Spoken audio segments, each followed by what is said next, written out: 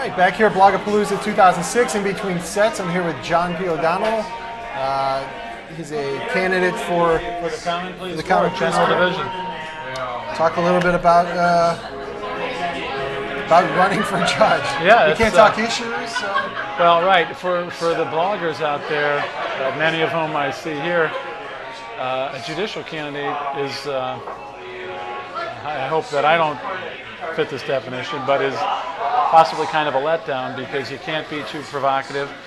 As you probably know, I know you've worked with some judges in the past. You can't get too heavy into the issues, too partisan.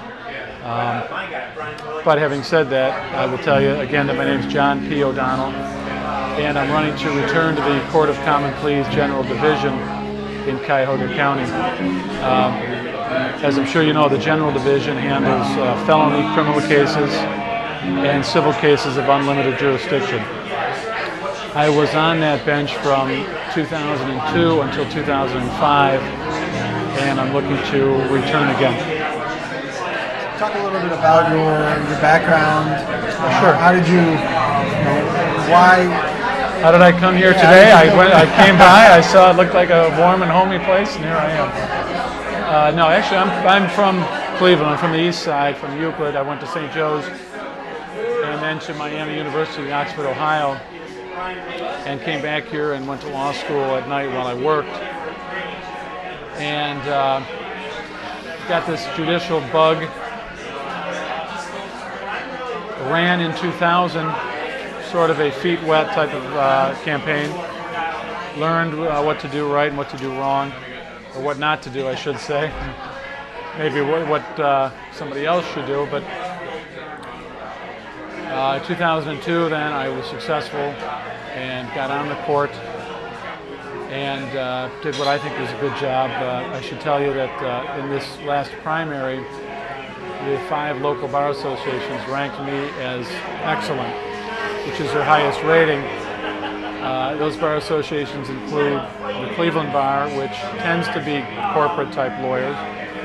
It includes the Cuyahoga Bar, which tends to be plaintiffs and solo practitioner type lawyers.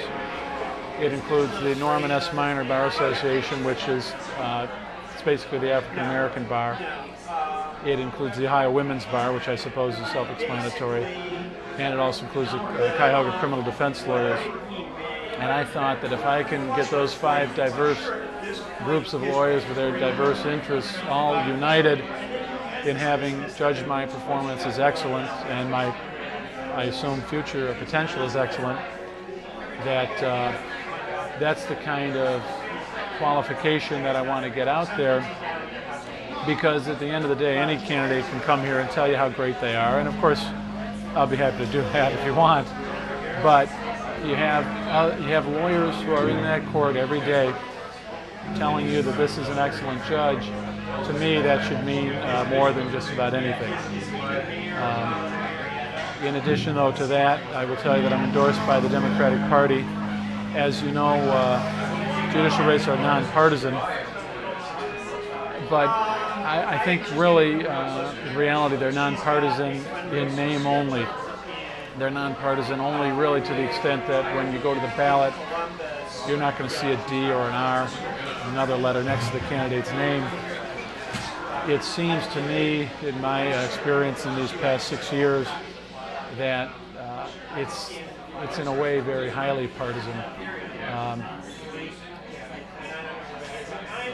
People, I think, can make certain reasonable inferences about a candidate, about where they come from and where they might stand based on the political party that they're aligned with. But it's just not overtly partisan. Now I forgot what I was talking about. As you know, I worked with former Judge Robert Triazzi, who's a Cleveland Uni Court judge. I think a lot of people recognized him as one of the leaders on the bench, not just in the types of things he did when he was wearing the robe on the bench, but things he did in helping reform the court. What types of things do you think you can bring to the court system as a judge that would improve the way things work, or outreach to the community? I mean, are there other things that you want to do with the job than just be a judge? how do you want to impact, I guess? Well, the impact that I think that I had and that I think that I can have is honestly case by case.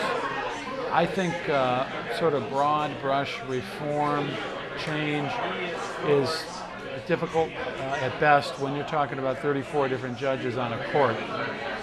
Certainly you can tweak around the edges, so to speak, and improve day-to-day efficiency. But I think that a judge in that court can have his or her biggest impact with each person that comes before him or her. I'm thinking, for example, of criminal defendants. Certainly there are people out there who need to go to prison and who need to go for a long time, and I think we can all agree on that. But there are others that deserve to have a chance taken.